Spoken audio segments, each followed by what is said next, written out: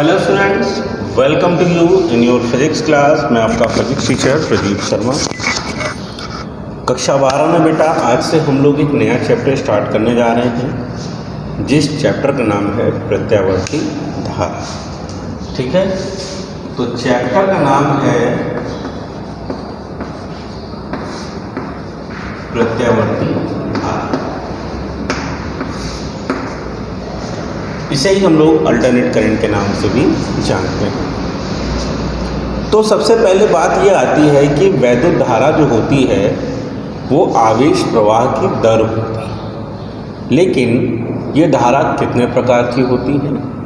तो दो प्रकार की। एक तो वह धारा जो आपको किसी सेल या बैटरी से मिलती है, उस धारा को हम लोग कहते हैं दिश धारा, यानी डायरेक्ट करंट। दिश धारा जो होती है उसमें परिभाषित करने के लिए सिर्फ इतना चाहे कि इसका परिमाण तो बदलता है पर इसकी दिशा नहीं बदलती।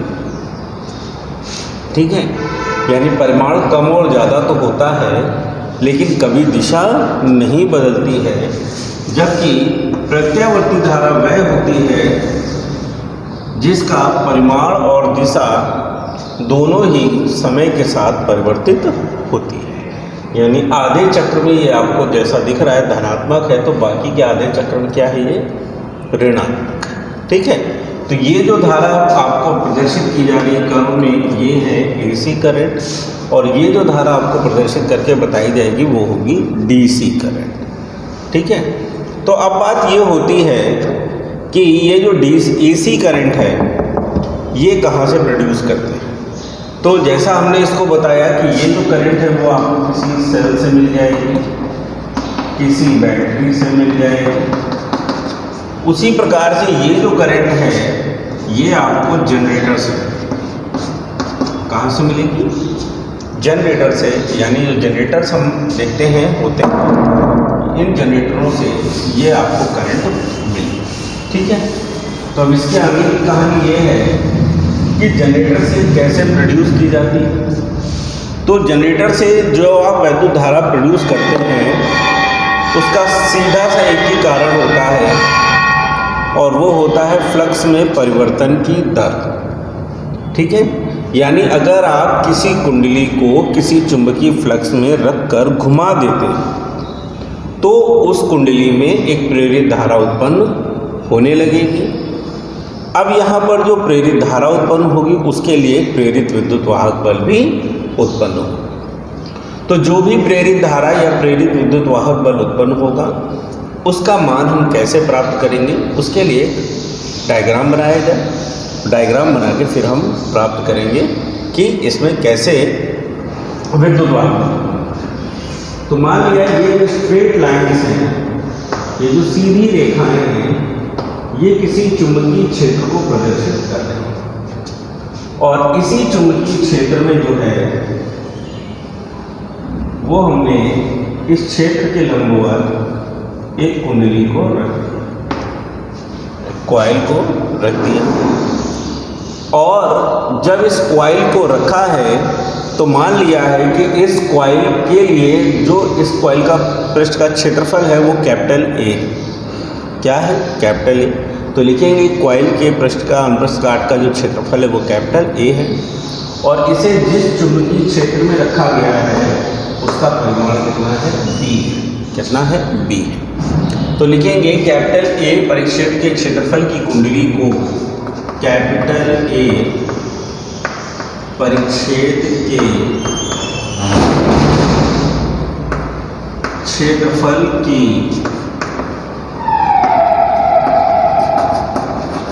कुंडली को, ठीक है, जब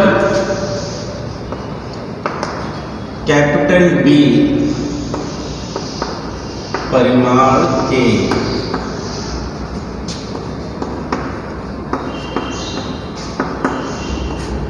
एक समान चुंबकीय क्षेत्र में रखा जाता है तब इस कुंडली से बद्ध यानी पास होने वाला जो चुंबकीय फ्लक्स होगा उसका मान ज्ञात करेंगे। यानी कुंडली से बद्ध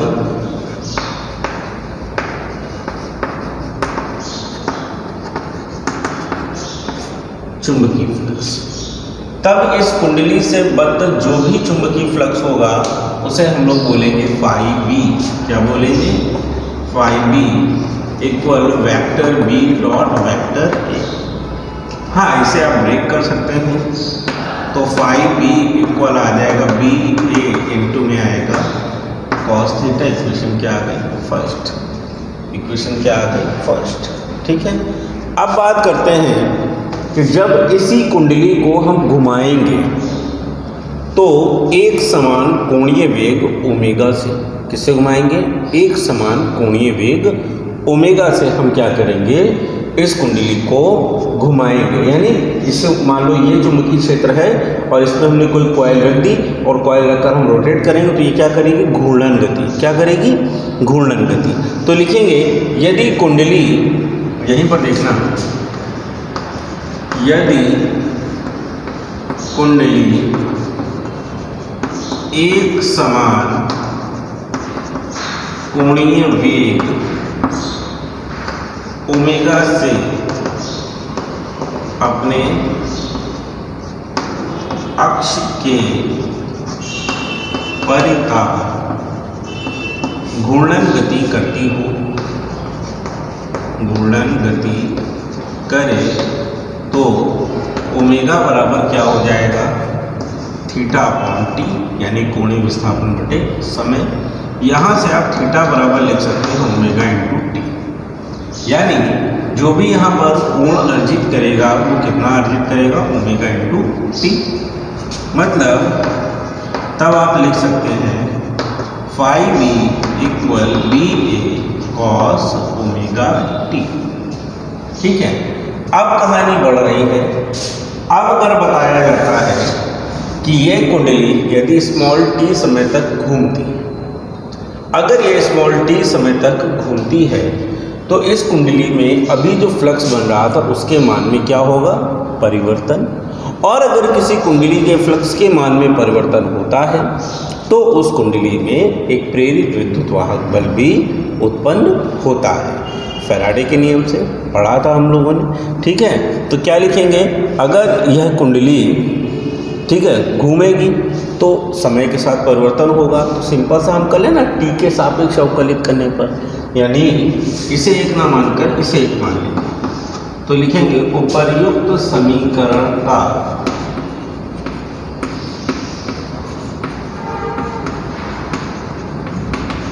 स्मॉल टी के सापेक्ष अवकलन करने पर, तो इसका अवकलन करेंगे तो क्या आ जाएगा? D phi by D T equal d by D t b a cos omega t. ठीक है, तो यहाँ तो कोई दिक्कत नहीं है। D phi by D t, ठीक है, इक्वल क्या आ गया? B a into d by D t into में कॉस ओमेगा टी। ठीक है, कॉस ओमेगा टी का अवकलन क्या होता है? माइनस का साइन ओमेगा टी। तो यहाँ पर आ गया भी D phi by D T equal B A और ये माइनस का साइन ओमेगा टी और ओमेगा। ठीक है, अब यहाँ पर देखो कि D phi by D T क्या होता है? माइनस का क्या होता है? ई। ठीक है, माइनस ई अभी लिख सकते हो या फिर बात कर लें यहीं पर इस जगह पर, यदि कुंडली में फेरों की संख्या कैपिटल एन है तो यदि कुंडली में कैपिटल एन फेरे हैं तब, ठीक है, तब जो कुल फ्लक्स होगा फाई बी इक्वल वो क्या हो जाएगा? N B a cos omega t. ठीक है, अर्थात यहाँ पर भी हम ये चेंजेस कर सकते हैं एन और एन। तो यहाँ पर भी बात वही है, कुल फ्लक्स में परिवर्तन हो गया है तो ये क्या बनाएगा? माइनस ई इक्वल में यहाँ पर क्या आएगा माइनस का N B A omega T, N B a into sine omega t, ठीक है, और ओमेगा ये, ठीक है। तो यहाँ से जो इंड्यूस्ड ईएमएफ प्रोड्यूस होगा यानी प्रेरित विद्युत वाहक बल प्रोड्यूस होगा वो ई बराबर आ जाएगा N B A omega into में साइन ओमेगा टी, ठीक है, यानी ये उत्पन्न होने वाला प्रेरित विद्युत वाहक बल है। अब देखो इस कुंडली में जब कभी भी कुंडली को हम रखेंगे चुंबकीय क्षेत्र में और घुमाएंगे तो क्या परिवर्तित होगा? क्या फेरों की संख्या बदलेगी? नहीं। क्या चुंबकीय क्षेत्र बदलेगा? वो नहीं बदलेगा। कुंडली के अनुप्रस्थ काट का क्षेत्रफल भी नहीं बदलेगा। और अगर एक समान वेग से हम इसे रोटेट करा रहे तो ओमेगा भी चेंज नहीं, अर्थात जो भी चेंज होगा वो कोणीय विस्थापन यानी इस ओमेगा टी में होगा, ठीक है। तो हम क्या मान सकते हैं, यदि, ठीक है, ओमेगा टी बराबर क्या है थीटा और थीटा बराबर मैक्सिमम क्या है 90 तब, ठीक है, ई बराबर क्या हो जाएगा ई नॉट, ई तो मैक्सिमम हो जाएगा। उस कंडीशन के लिए ये जो फॉर्मूला है वो ई नॉट इक्वल क्या लिखा जा सकता है N B A omega into में साइन थीटा, अर्थात E not equal N B A omega into में क्या आ जाएगा साइन 90, यानी ई नॉट इक्वल कितना आ गया एन बी ए ओमेगा, यानी ये हमेशा फिक्स है। यानी किसी भी कुंडली के लिए एन बी ए ओमेगा जो है वो ई नॉट हमेशा क्या रहेगा फिक्स। ये किन किन चीज़ों पर निर्भर करेगा?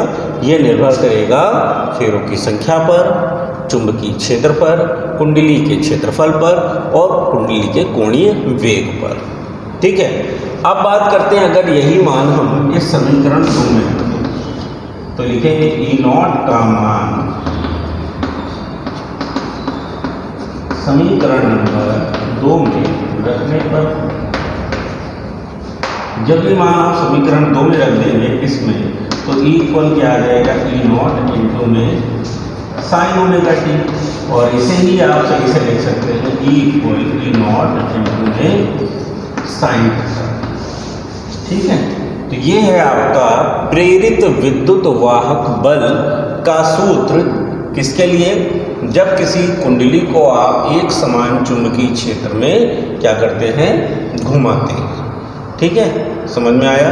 तो अच्छे से इसको कॉपी कीजिए फिर आगे बढ़ते हैं, ठीक है। तो अभी हम लोगों ने एक पढ़ा प्रेरित विद्युत वाहक बल ई का formula E equal E not into में साइन ओमेगा टी, और यही साइन ओमेगा टी जो बनाता है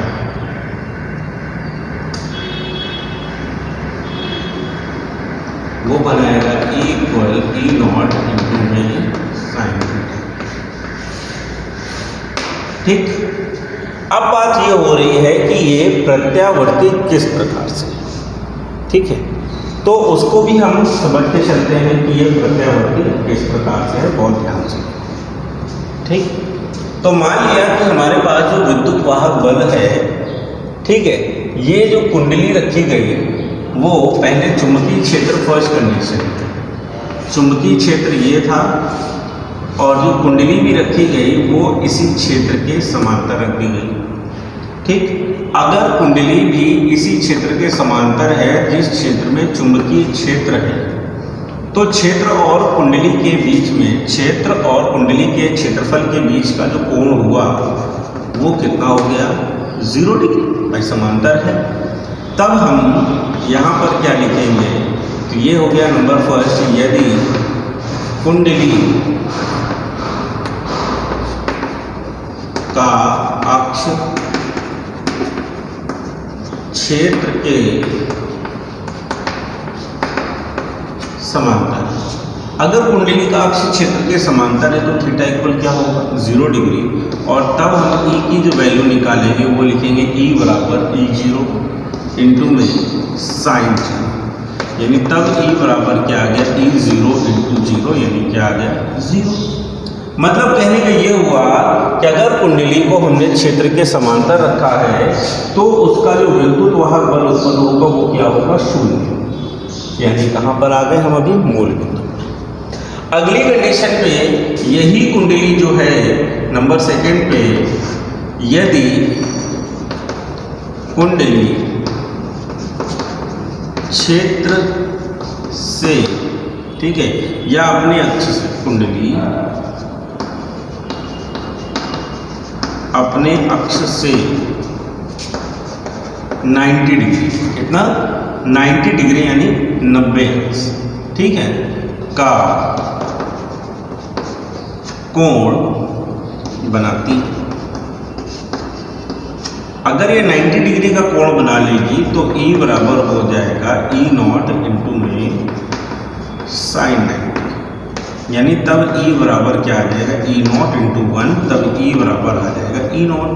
यानी अपने चौथाई चक्कर में जब ये घूमेगी तो इस समय जो भी विद्युत वाहक बल होगा उसका अधिकतम मान कितना होगा? ये मैक्स, ठीक है। E0 क्या था? अधिकतम मान था, मैक्सिमम मान। फिर अगली कंडीशन पे आते हैं नंबर 3, यदि कुंडली अपने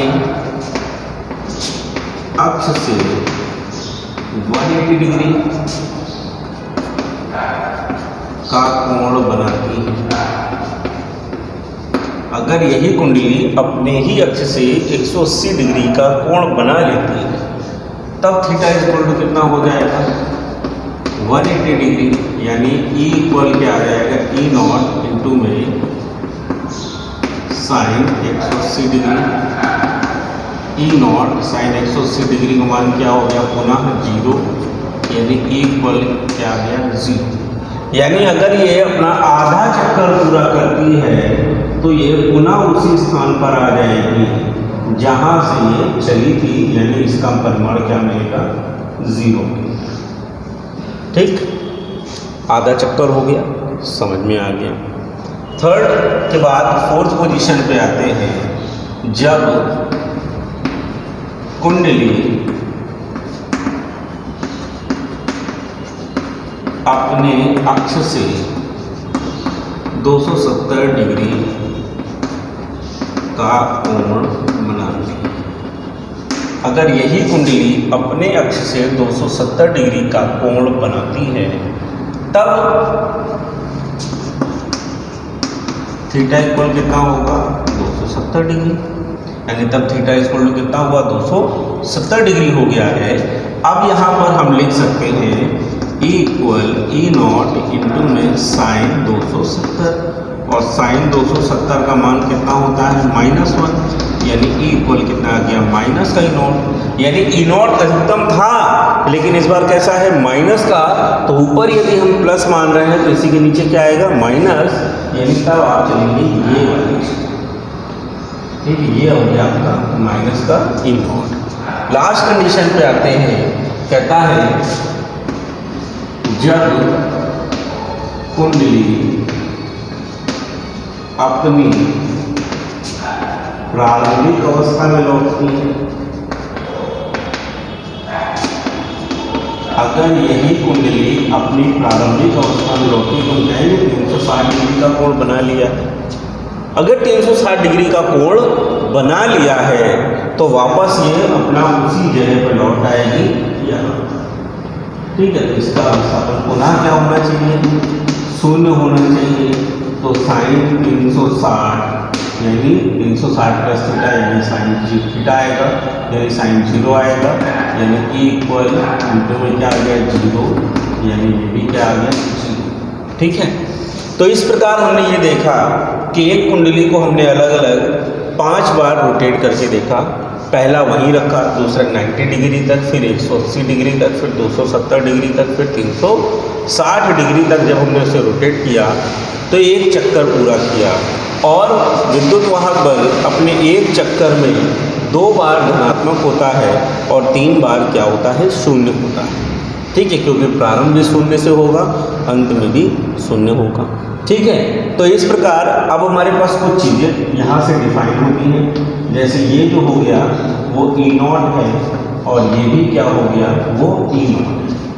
ठीक है, एक चक्कर पूरा करने में जो समय लगता है वो लगता है कैपिटल T। कितना लगता है? Capital T। ठीक है, अब अगर पूछी जाएगी इसकी आवृत्ति, तो आवृत्ति क्या होगी, फ्रीक्वेंसी क्या होगी? फ्रीक्वेंसी इक्वल होगा 1/T, यानी आवृत्ति कितनी होगी? 1/T होगी। ठीक है, फिर पूछा जाता है आयाम, तो विस्थापन के अधिकतम मान को ही आयाम कहते हैं। तो अगर ये विद्युत वाहक बल है तो इसका आयाम क्या है? E0 है। इसी से पोटेंशियल यानी वोल्टेज बनेगा तो उसका आयाम क्या होगा? V0 होगा। अगर धारा बनेगी तो उसका आयाम क्या होगा? I0 होगा। उसका आयाम क्या होगा? I0 होगा। एक बात और आती है, कहता है कभी कभी हमसे कला यानी फेज के बारे में पूछ दिया जाता है। कला की अगर हम बात करते हैं, फेज की बात करते हैं, तो किसी क्षण इसका जो विस्थापन है वो कहीं पर अपने प्रारंभिक कोण से कोई एंगल बना लेता है। ठीक है, अपनी प्रारंभिक दशा से कोई एंगल बना लेता है, तो ये एंगल जो हो गया वो आपकी हो गई कला यानी फाई। ठीक है, तो यहीं पर हम समीकरण में लिख सकते हैं, यदि फाई कला हो तो अगर इसका फेज कितना हो? फाई हो, तो E बराबर आएगा E0 साइन ओमेगा टी और प्लस माइनस में फाई, यानी फाई एंगल ये आगे भी जा सकती है और फाई एंगल पीछे भी जा सकती है। ठीक है, तो इससे संबंधित जो बातें हैं उनको हम लिख के समझ लेंगे तो ज़्यादा बेटर होगा। जैसे हमने अभी आपको बात बताई कि क्या होता है, सिंपल सी बात होती है, कहा जाता है सबसे पहले विद्युत वाहक बल का समीकरण।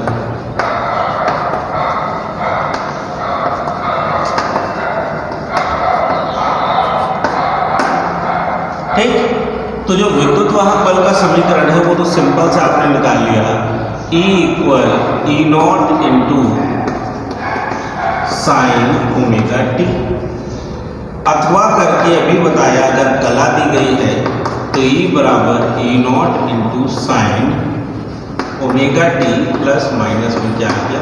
फाई। अगर ये यहीं से पूछ देता है कि अधिकतम विद्युत वाहक बल, तो आप लिखेंगे यहाँ पर E0 इक्वल क्या होगा? NBA omega. ये अलग से आप लिख के चलेंगे। ठीक, ये किसकी बात हो रही थी? विद्युत वाहक बल के समीकरण। ठीक है, इसी प्रकार अगर कहता है तो आप लिखेंगे वोल्टेज के समीकरण। वोल्टेज के समीकरण जो बनेंगे वो बनेगा V बराबर V0 into sine omega T, अथवा करके V बराबर V0 sign omega T plus minus में क्या आएगा? फाई। इसी प्रकार से धारा के समीकरण बनेंगे।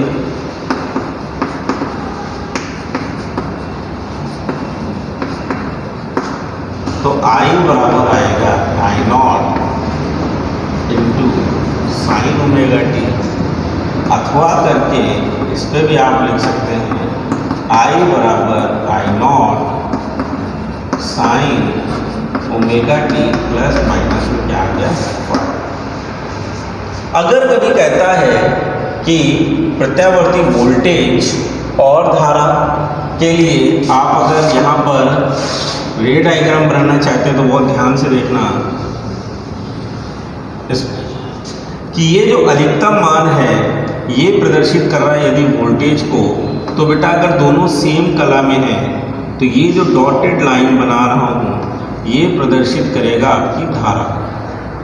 ठीक है, यानी ये क्या प्रदर्शित करेगा? आपकी धारा। ये ठीक, यानी आपका अगर ये वोल्टेज V0 है तो ये धारा भी आपकी I0 है। यानी एक साधारण परिपथ के लिए V0 और I0 जो प्रत्यावर्ती है उसको आप इस तरह से प्रदर्शित कर सकते हैं।